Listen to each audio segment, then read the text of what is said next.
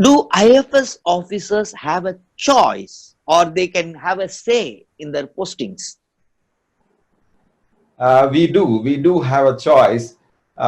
Usually what happens is the postings till the level of ambassador level postings are decided separately, but there are a lot of postings, very important postings up to the level of ambassadors. Even like, let's say, the deputy high commissioner, the deputy chief of mission, it is being all decided up to this level at the foreign service board. This is the ultimate decision making authority for postings till that level. And when they advertise a particular vacancy, let us say they say that there are vacancies in this places, like 20 places. They announce the vacancies well in advance to the officers who are in the consideration circle. I mean, you need to have certain eligibility norms. You should have completed this much of experience service in headquarters or in a station abroad for you to be eligible to apply for this board. If you are eligible accordingly, you can give your priorities. Let's say whether it can be 5 priorities or 10, depending on the number of vacancies. You give n number of priorities starting from top to kind of a bottom. But what happens is you ultimately have to go by the decision taken by the foreign service board, or the concerned competent authority, who invariably takes into account your own priorities options that is given also, but final choice is made in public interest. So that any officer, I mean, that is the same in any department of the government. You give your options and you give rational reasons, a reasoning behind your options also, and it is considered by the decision making authority. In most cases, they do give you a posting in the options, within the options that you are given. It can be number 1, or it can be number 2, number 3, or number 4, whatever. But they tend to give in most of the decisions, I mean, the options that are given by the officer. But in some extreme cases, it can happen that like they're not able to kind of give any of the options, and the posting is decided on a public interest basis. What is the common duration in a country for an IFS officer? Posting abroad in a mission abroad is generally for 3 years. It can, of course, slightly vary, I mean, depending on the circumstances of the officer, but regular posting is for 3 years abroad. But there are certain variations in non-family stations, considering that some of the areas have security and other implications. Families are not allowed to go with an officer, and those areas, the tenure is reduced. Instead of 3 years, it can be 2 years, or it can be 18 months also. So barring those exceptional stations, there may not be too many. In fact, if you look at the total number of stations where we have missions or consulates, I think it will come to like about 185 to 190. In that, like hardly a dozen or so will be in this, NFS kind of a thing, non-family station kind of a thing, where like posting is not 3 years. The rest, great majority of our postings abroad is for a period of 3 years. Now, when having worked in some districts for a brief tenure, I was in IAS, which you very well know. That time itself, moving from one district to other district itself is a big headache, and especially the headache will be from the spouse side. Sure. Now, you people move from one continent to other continent. Now, whole thing setup is going to move that side. How easy or difficult it is?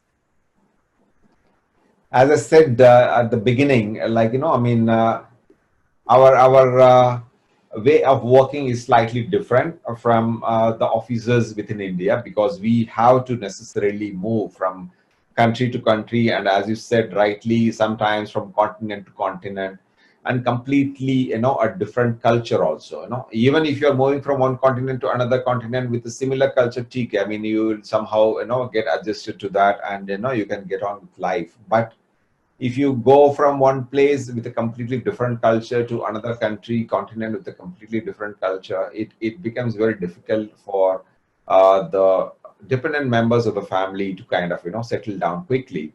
But having said that, I mean, this again, I mean, instead of looking at it as kind of a baggage or something kind of a disincentive, they should be looked at as an opportunity, because not many people, have this kind of a opportunity to, experience these new cultures, new way of living and all. It is certainly difficult. I mean, I should be frank to say that it is difficult. I mean, certainly it is going to be difficult, but then again, it depends on the way you take it. Thankfully, I have an understanding kind of a family who doesn't really bother, I mean, about moving from one place to another. But then again, that's why I said in the beginning, officers or aspiring candidates who are looking to choose foreign service as a career option, if they do have that innate sense of curiosity, bit of adventure, that interest in experiencing new culture, a new way of living, those people will find it even more attractive. All others, certainly, I mean, it is not an impossible task to adapt yourselves. Human beings are by design adaptable. So I mean, even if you put somebody in moon or Mars, I mean, I'm sure in no time they will learn to adapt and then start living there comfortably. But in foreign service also, it is like that. I mean, you have to have a way of looking at things. There are a certain functional, I mean, logistical issues, functional issues, certainly for spouses. If they are working, they have to kind of leave and they have to move on, and it not be possible to find a job suitable to your qualification in all the places you go. And certainly children, if they go beyond a particular age in a grade, then you have to look for the future options. The options could be limited in a particular place, and systems do vary. In some place, I mean, the mode of education, the level of competition could be entirely different compared to what it is in some place where you left. So these are things which are certainly difficulties. I mean, in terms of existential issues, they need to be faced and overcome. Generally, what I have seen is, I mean, at the end of it all, the children of diplomats or officers and staff who are posted out abroad, they come out better, despite all the difficulties, despite all the changes, constant variations, this feeling of unsettledness which comes because you don't have friends, because every 2 years, 3 years you keep moving. In my life, imagine, like, I come from a place where, I mean, my parents live in the same place where, I mean, I went to my primary school. I mean, like, 40, 50 years, I mean, they've been in the same school, the same street, we have the same friends. Me, my two brothers, the sister, we all have the same friends in the same street, everything. But my children have not been in the same school for more than 2 years in any place. And they don't have, I mean, regular set of kind of friends and all. So it does kind of, I mean, slightly kind of, I mean, feel difficult at one stage.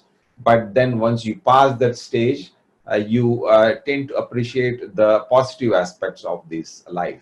So on the balance, I would say still, I mean, it is very good. So you told that you have an understanding family, so it was not that difficult. But it may not be the same for all other people. So for a diplomat, even though he may be the best, or he or she may be the best in diplomacy, but won't it be difficult to be convince their spouse to leave their job, move to another place? May be difficult to get another job. True, true. It is extremely kind of, I mean, a touchy kind of issue, because like all of us have our aspirations, personal and professional. The other side, the spouses also have their own, aspirations. And we should give it to them. In many cases, they are actually much better off than us, actually, in every sense, truly. So for them to kind of, sacrifice everything they have worked till that time, I mean, they are like 25 or whatever, till they get married to an officer in such and such service. They have worked their entire life to come up to that position. And then all of a sudden being asked to give it up, to sacrifice for somebody whom they met like, a week or like maybe a month back. just because he's in some kind of a fancy position, I mean, it's very difficult. I mean, I can only imagine now, or maybe I can perhaps, I mean, I can appreciate that, now better. At that time, like, we all kind of go with an expectation that, like, okay, you are working abroad, so whoever is coming, like, need to be ready to adapt and move. You don't really understand from the other side. But now, as you kind of, grow, I mean, as you age, perhaps you get to understand that better. It is certainly it is certainly kind of, I mean, difficult. But then again, now, thanks to the kind of, arrangements which our ministry has with many countries, there are arrangements for the spouses also to work in a gainful way. They call it as an agreement for gainful employment of spouses. So in many countries, spouses of diplomats and members of the diplomatic mission, they are allowed to work. Of course, there are certain limitations on the kind of work you do. I mean, it has to be commensurate with the kind of, with the job which the diplomat is doing. It cannot be kind of any kind of employment they can do. It has to commensurate with the rank and profile and the prestige of the mission of the country. So within that parameter, there are a number of options that are available. Perhaps you may not be able to get employment in the same place where you're working before, in the same kind of a field also sometimes where you were working before. But there are more and more, there are increasing opportunities for gainful employment for the spouses of the diplomatic officers also. Again, but then again, it is on the final decision is on the officer or officer's spouse and their family members to make use of that opportunity, or like, because diplomatic life itself carries with that a lot of obligations. You with greater power comes greater responsibilities also. So you need to have certain, responsibilities carried out both at office or also at home. You need to do the representation. Representation work also is required to be done by an officer, and most of the time it is also done at home, besides, like, outside. So for that also you need kind of, a helpful spouse and the family members to be able to do that. So all of that needs to be taken into account before you decide. But the long and short of it is that there are now more and more opportunities, increasing opportunities. So it doesn't mean that, like, somebody married to a diplomat has to kind of, end his, career. There are ways and means of continuing that.